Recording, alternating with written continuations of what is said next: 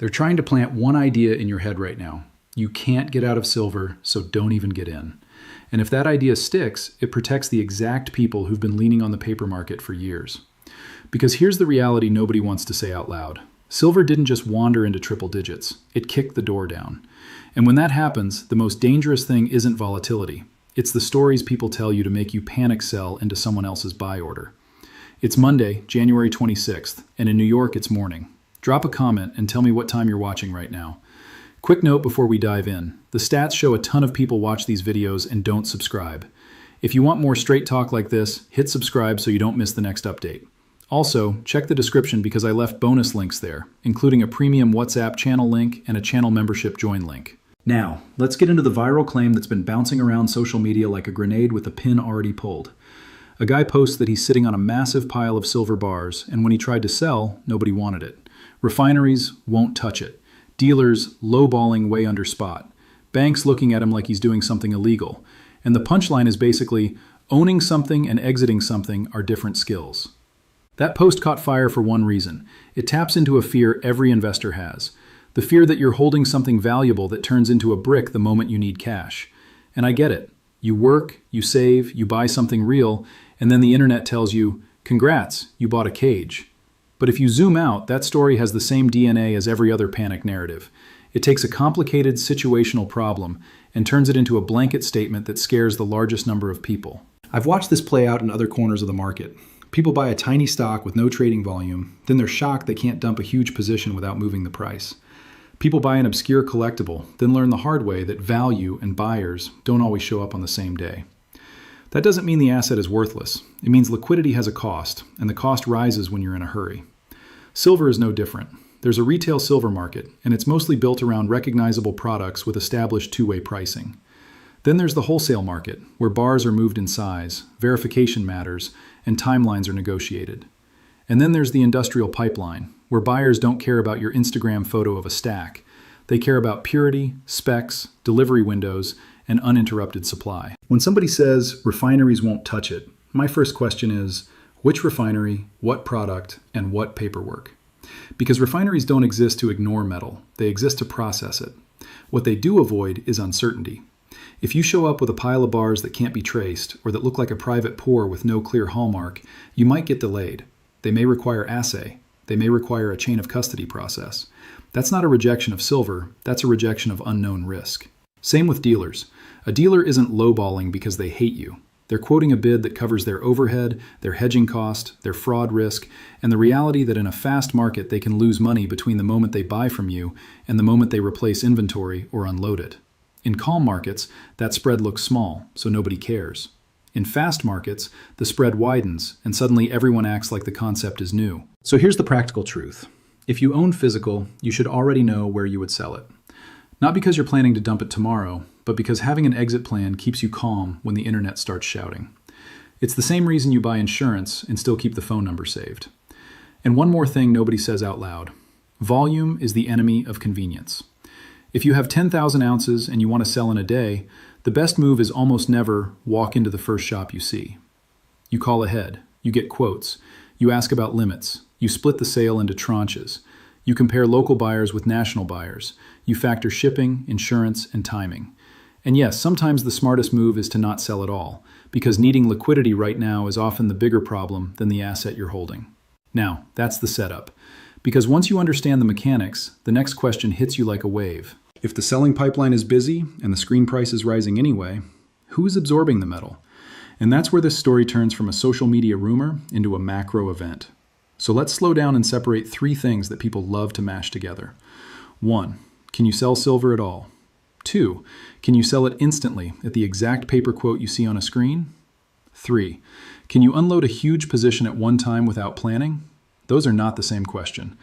And if you don't separate them, you'll get manipulated by the loudest voice in the room. Yes, you can sell silver.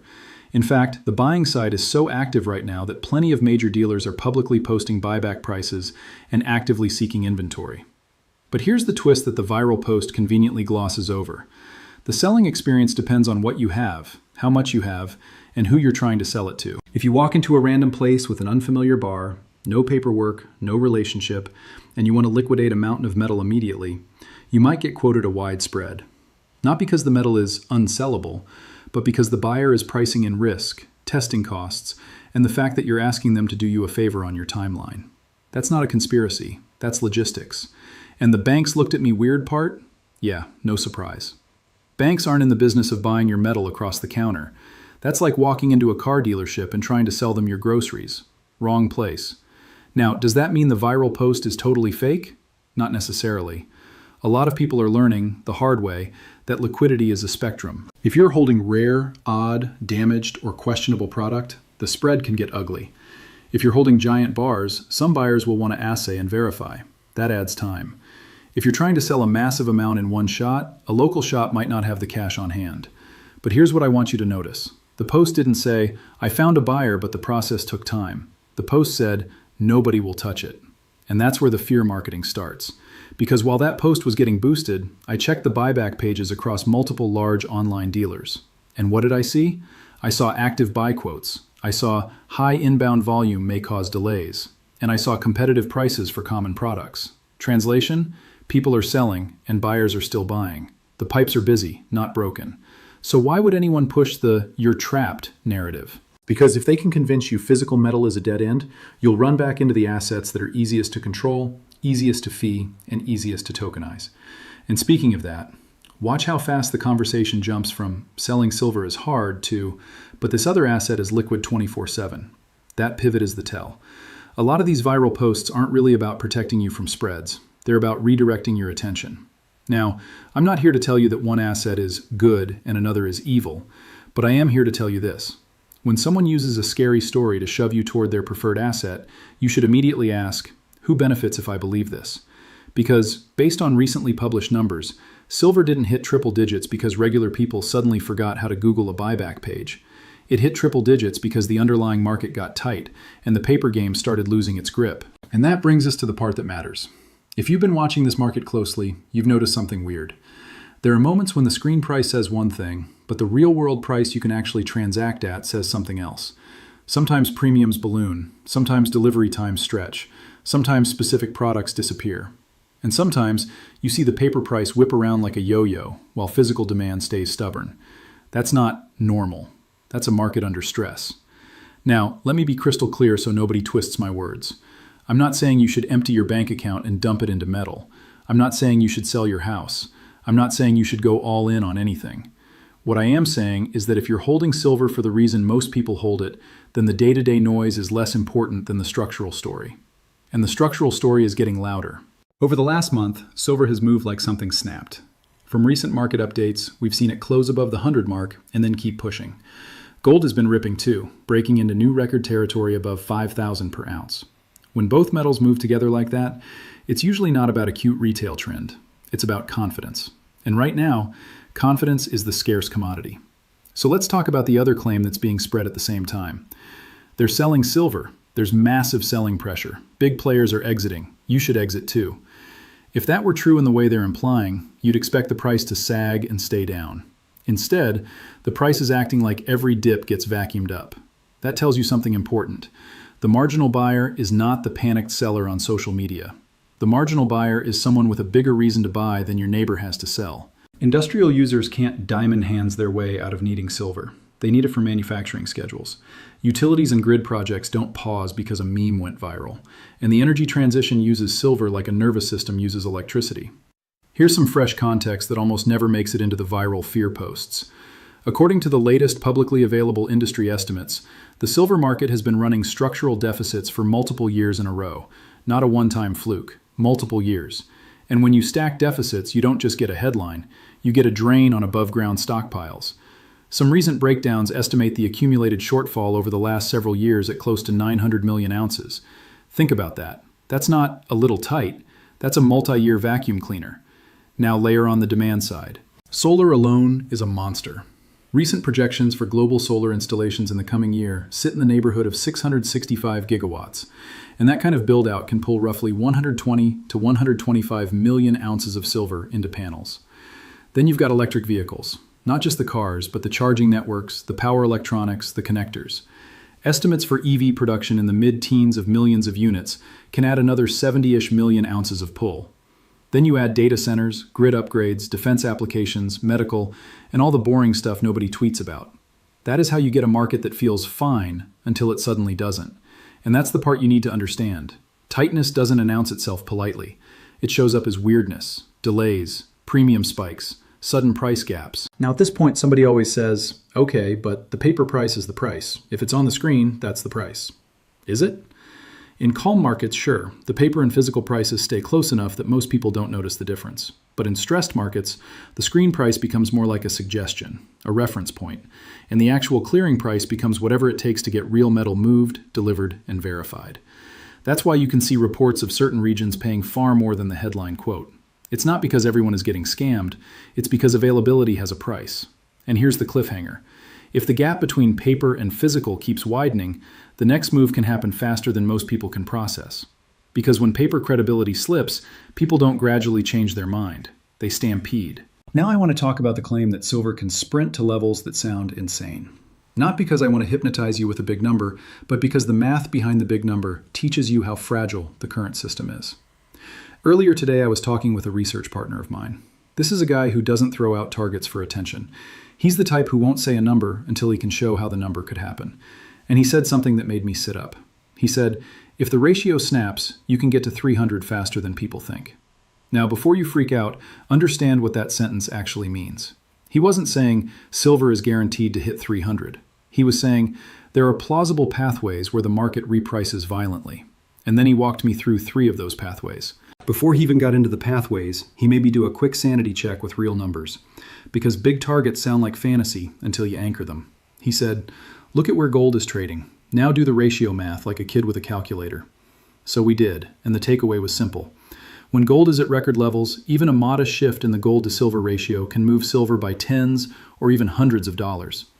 So when he moved into the actual pathways, he started with the rate math, because he believes that's the fuse. He said, most people don't understand how sensitive the bond world is to small moves. A single percentage point move in yields can cut the price of long-duration bonds by around 10%. That's not a slogan. That's the math of discounted cash flows. Now apply that to a world where governments, banks, pensions, and insurance companies are loaded with duration. You're not talking about a little portfolio pain. You're talking about balance sheet stress measured in trillions. And when balance sheets get stressed, everybody looks for the same thing at once, collateral that holds value. That's when you see metals act like a magnet. He also pointed out something that's easy to miss if you only watch the stock market. Even if rates don't rise, you can still get the same result through a different door. If rates fall while inflation expectations stay sticky, real yields go negative again. And when real yields are negative, the cost of holding metals drops. People don't hold metals for interest. They hold them for purchasing power. So whether the world gets stressed by rising rates or gets flooded by easing, metals have a way of benefiting. Different reason, similar outcome. Then he brought it back to M2 in the simplest way I've heard in a long time. He said, M2 is the shadow of policy decisions. It tells you how many claims exist on real goods and real labor. If claims expand faster than real output, purchasing power gets diluted. That dilution doesn't hit everyone evenly, and it doesn't hit on a schedule, but it shows up eventually. And when it shows up, people don't calmly read a spreadsheet and adjust their allocations. They react. They chase what's working. They flee what feels unsafe. They regret that they waited. And that's when a market that's already tight can go vertical. Now, the reason I'm telling you this isn't to sell you a dream. It's to warn you about how quickly sentiment can flip. Because if the crowd decides silver is strategic instead of speculative, the supply chain doesn't magically expand next week. Most silver production is a byproduct of other mining. Base metal operations supply more than half of global output, and primary silver mines are a much smaller slice. That means supply doesn't respond quickly to price. You can't just turn a dial and create 1 billion ounces. Recycling helps, but it's not a magic faucet. Most silver is scattered in tiny amounts inside electronics, solar components, and industrial gear, and it only comes back when it's economical and when the collection network exists. That's why supply can feel frozen in the short run. If demand surges, price has to do the rationing, and it can happen suddenly before anyone gets comfortable again. So if demand surges, the only immediate adjustment mechanism is price. And that's why 300 isn't impossible. It's simply not required for the story to be dangerous. Even a move to 150 or 200 would rewrite balance sheets, portfolios, and politics. And if you think that won't trigger countermeasures, you haven't been paying attention. Because when the public starts moving toward assets that can't be printed, policymakers always get nervous. which means the next act of this story won't be just about silver. It'll be about control. Now, before we go further, let me give you a practical reality check on the selling fear. If you're holding common, widely recognized bullion, you can generally find buy quotes quickly. You may not love the spread on a chaotic day, but the market exists. If you're holding huge bars, you should expect verification steps. That's not a scam, that's normal. And if you're holding a massive position, you should plan your exits the same way you'd plan selling a house. You don't just wake up and dump it in a day and expect a perfect price. That's not silver's fault. That's how markets work. Now here's a question for you that I want in the comments. Do you own silver as insurance, or are you trying to trade it like a tech stock? Because your answer changes everything about how you should think about these rumors. Okay, now let's move into the part of the conversation that every regular person asks once they start connecting the dots. What if my retirement account is full of stuff that depends on stability? What if I want to shift some of that into something real? Let's talk hypothetically, educationally. No one-size-fits-all advice. Say someone has 50 grand sitting in a typical retirement account, and they're looking at debt, rate risk, and currency risk, and they want to reduce exposure. The biggest mistake is emotional timing. If you throw the whole amount into one asset on one day, you're setting yourself up for regret, because markets are designed to shake you out. You could buy, then see a 10% drop, and your brain will scream, "I was wrong," even if the long-term thesis is intact. So, what's the safer approach? The safer approach is process over prediction. Break it into chunks. Decide what percentage you want in hard assets. Decide how you'll store it. Decide how you'll exit if you ever need to. Then execute over time so you don't anchor your entire emotional state to one entry point. And if you're going to use retirement structures, you've got to respect the rules. There are custodial setups that can hold certain metals in certain ways. There are tax implications. There are storage requirements. The point is, it's not buy the shiny thing. It's build a plan. If you're successful, share your success story in the comments so others can stay motivated. Now, here's the part that's going to surprise a lot of people. Even if you do everything right, you should still expect volatility, big volatility. Because when a market moves into price discovery, it doesn't climb smoothly. It lurches, it runs, it dips, it runs again. And that's why the smartest people don't obsess over the exact close on a Sunday night. They focus on the direction of the underlying forces. So let's talk about those forces again, because this is where the rumor crowd gets quiet. If silver is supposedly everywhere and everyone is dumping it, why are mints and manufacturers repeatedly reporting tightness in certain products? Why are delivery times stretching in bursts? Why are regional premiums showing up that make no sense if supply is abundant? Why are certain bar sizes mysteriously hard to replace? That's not how a glut behaves. Now, I'm going to throw another cliffhanger at you. The next phase isn't about whether you can sell. The next phase is about whether institutions can source enough metal at the paper quote. Because if they can't, the market has to reprice. And that's where things get interesting. From recent market updates, there are signs that at least one major bank has been reducing a historically large paper short position. At the same time, there's chatter about increased physical accumulation. Could that chatter be exaggerated? Absolutely. But even the possibility matters, because the paper market works only as long as the big players believe they can settle, roll, or offset without getting cornered. When that confidence weakens, the paper market starts behaving like a crowded theater with one exit. Now, another update that's been floating around is that a major Asian banking system adjusted its collateral framework, effectively giving silver more weight relative to gold for certain lending purposes. If that direction continues, it's a signal. It says silver isn't being treated purely as an industrial input. It's being treated as monetary collateral. That's not the world most people think they live in, and it's not the world the viral fear posters want you to imagine. Now, I'm going to play translator for a moment, because we also had a central banker out there talking about balance sheets, reserves, and duration. Here's the translation, in plain English. When they talk about keeping reserves ample, they're talking about making sure the banking system has enough liquidity to function. When they talk about adjusting the maturity of the balance sheet, they're talking about managing interest rate exposure and market stress. And when they talk about adding reserves at a certain point, they're basically admitting that tightening has limits and easing eventually returns. That matters for metals, because metals respond to liquidity and real rates. If the system is forced back toward easing to keep things from breaking, the measuring stick gets weaker again. Now, let's widen the lens and look at why confidence is getting wobbly. Commercial real estate stress is back on the radar. Delinquency measures in securitized commercial loans have been hovering above 7%, with the office segment pressing toward double digits in some tracking. That's not a headline you ignore, because office properties are tied to banks, pensions, and local tax bases. At the same time, households are getting squeezed. Recent estimates put average winter heating costs near $1,000 for the season, and that's with a lot of people already stretched. And here's where the new part shows up.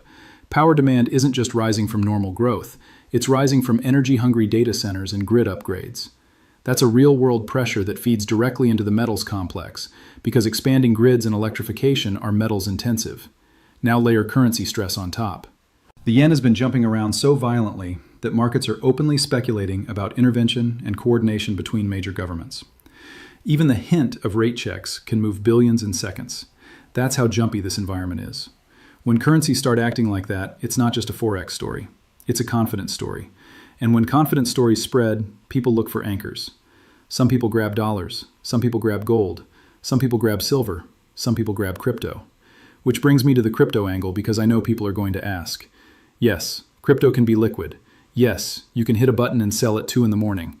But liquidity is not the same thing as safety, and easy to sell is not the same thing as hard to debase. Crypto has its own risks: exchange risk, regulatory risk, custody risk, and the simple fact that in a real panic, correlation goes to 1 and liquid can become gapped. And by the way, if you're watching prices, Bitcoin has been trading around 88,000 lately. That's a huge number. But huge numbers don't remove risk. They just attract attention. So here's my skeptical take, and I want you to hear it clearly. I don't buy the idea that every person warning about silver liquidity is secretly part of some coordinated crypto plot. Sometimes people are simply describing their personal experience badly. Sometimes they're exaggerating. Sometimes they're selling a narrative. And sometimes they're just scared. The mistake is turning one viral anecdote into a universal rule. Because the universal rule is this: the best time to plan your exit is before you need it. Now, we're heading into the final stretch, and this is where I want to connect the dots into one simple thesis. Silver is doing 2 jobs at once. Job 1, it's a monetary metal that reacts to trust. Job 2, it's an industrial metal that reacts to supply chains. When both jobs light up at the same time, you get explosive moves. That's what we've been seeing. And now, the system is flashing warning lights. Debt service pressure, rate sensitivity, fragile commercial real estate, currency volatility, and household strain. None of that guarantees a straight line higher, but it does explain why a rumor campaign aimed at getting you to dump physical makes sense. Because if the public decides physical matters again, paper control gets harder, and that's the real fight. So what should you do with all this? First, don't let a viral post bully you into a decision. Second, if you own metal, know your exit routes. Local buyers, online buybacks, peer-to-peer in your community, and do it safely. Third, if you're adding, do it like an adult. Stagger, diversify, keep cash reserves, don't worship any single asset. Fourth, pay attention to the signals that can't be faked easily. Inventory tightness, delivery delays, persistent regional premiums, and the way price behaves on dips. Now I've got one more question for you, and I want you to answer it honestly in the comments. If silver dropped 15% tomorrow, would you panic? Or would you see it as the market trying to scare you out? And if you're successful, share your success story in the comments so others can stay motivated. All right, last thing. If you want deeper dives, we do offer members-only videos produced by a separate team with more research and more detailed breakdowns. Those are only for premium members, and the join link is in the description. And don't forget the premium WhatsApp channel link in the description too, because that's where I drop quick updates when the market moves fast. Now I'll wrap with this. Nobody can promise you where silver prints next week. Nobody can promise you that you'll never see another sharp pullback. But the idea that you're stuck in silver is a story, and stories are tools. The people who win in markets are the people who can tell the difference between a tool and the truth. Thanks for watching. Hit subscribe if you want the next update, and I'll see you in the next one. And as always, this is educational content, not personal financial advice. I'm sharing how I think through the headlines and the data so you can make your own decisions with your own situation in mind.